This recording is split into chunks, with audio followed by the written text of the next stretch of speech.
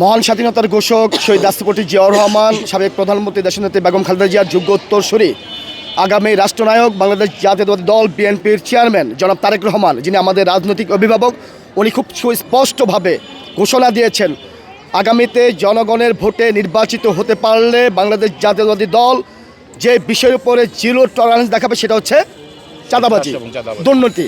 অতএব আমরা তার কর্মী হিসাবে, আমাদের প্রিয় নেতার কর্মী হিসাবে দীপ্ত কণ্ঠে উচ্চারণ করতে চাই, এই 11 নম্বর ওয়ার্ডে আগামীতে বিএনপি রাষ্ট্র ক্ষমতায় অধিষ্ঠিত হলে চাঁদাবাজদের সমূলে নির্মূল করা হবে, মাদকাসক্তদের, মাদক কারবারিদের সমূলে নির্মূল করা হবে, সকল প্রকার অপরাধীদেরকে সর্বোচ্চভাবে প্রতিহত করা হবে ইনশাল্লাহ। মুক্তিযুদ্ধে বাংলাদেশের সবচেয়ে বড় যে অর্জন, উজ্জ্বল অর্জন, সেটা হচ্ছে মহান মুক্তিযুদ্ধ। সেই মুক্তিযুদ্ধের পরাজিত যে শক্তি 1971 সালে যারা বাংলাদেশের স্বাধীনতাকে স্বীকার করে নাই, বাংলাদেশের স্বাধীনতার বিরোধিতা করেছিল, বর্বর পাকিস্তান হানাদার বাহিনীকে সর্বাত্মক সহযোগিতা করেছিল, গণহত্যায় অংশ নিয়েছিল, সেই পরাজিত শক্তি এই 2024 এসে বাংলাদেশের স্বাধীনতাকে, বাংলাদেশের স্থিতিশীলতাকে, বাংলাদেশের শান্তি শৃঙ্খলাকে বিনষ্ট করার জন্য আগামীতে যে নির্বাচনটি অনুষ্ঠিত হওয়ার কথা, সেই নির্বাচনটিকে বন্ডল করার জন্য অসৎ ষড়যন্ত্রে লিপ্ত হয়েছে। আমরা দেখতে পাচ্ছি সেই 71-এর পরাজিত শক্তি আবারও নানা রকম প্রোপাগান্ডা ছাড়িয়ে মিথ্যাচার করে এই দেশের শান্তিপ্রিয় মানুষকে, যারা গত 15টি বছর ভোট দিতে ব্যর্থ হয়েছে, ভোটাধিকার থেকে বঞ্চিত হয়েছে, আগামী 12 ফেব্রুয়ারি যে ভোট অনুষ্ঠিত হবে, সেই ভোট যাতে না অনুষ্ঠিত হয়, সেখানে যত বাংলাদেশের মানুষ তার ভোটাধিকার প্রয়োগ করতে না পারে, সেই পরাজিত শক্তি আবারও সেই অসৎ খেলায় লিপ্ত।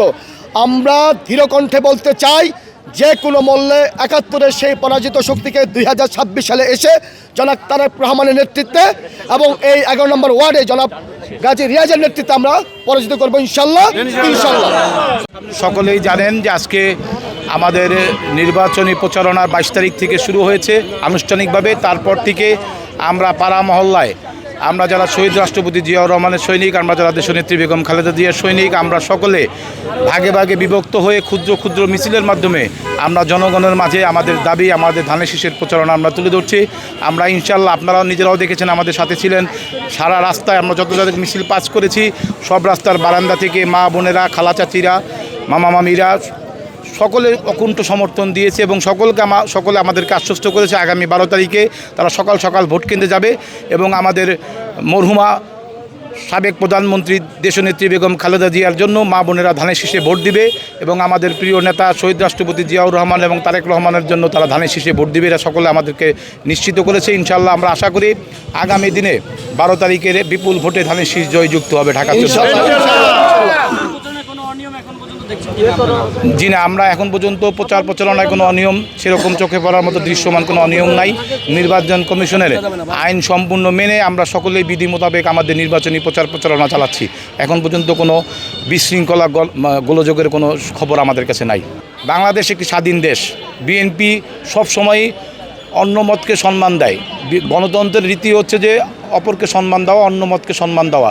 বিএনপি সেই রীতিতে বিএনপিও বিশ্বাস করে। প্রার্থী অনেকেই থাকবে, একটি বড় দলের নমিনেশন অনেকেই চাবে, কিন্তু দল যাকে নমিনেশন দিবে সেটাই চূড়ান্ত। দল এখানে সানজিদা ইসলাম তুলি আপাকে নমিনেশন দিয়েছে, এটাই চূড়ান্ত সিদ্ধান্ত। আমরা সকলে মিলে দলীয় নেতাকর্মী, সর্বস্তরের নেতাকর্মী, আমরা সকলে সানজিদা ইসলাম তুলির পক্ষে ধানের শীষের জন্য ভোট চাচ্ছি। ভোটারদের উদ্দেশ্যে বার্তা হলো, একটি মহল অপপ্রচার চালাচ্ছে, বিভিন্ন বেহেশতের টিকিট বিক্রি করছে। আপনারা এই সমস্ত অপপ্রচারে কান দিবেন না। বিশেষ করে মা বোনদেরকে বাসা বাড়িতে গিয়ে বিভ্রান্ত করছে। আপনারা এই সমস্ত বিভ্রান্তিতে কান না দিয়ে গণতন্ত্রের প্রতীক, আপনারা সকলেই মরহুমা খালেদা জিয়াকে অত্যন্ত সম্মান করতেন, শ্রদ্ধা করতেন। উনি গণতন্ত্রের প্রতীক, ওনার আদর্শে উদ্বুদ্ধ হয়ে আপনারা সকলে ধানের শীষে ভোট দিবেন। এটাই হচ্ছে ভোটারদের কাছে আমাদের চাওয়া পাওয়া।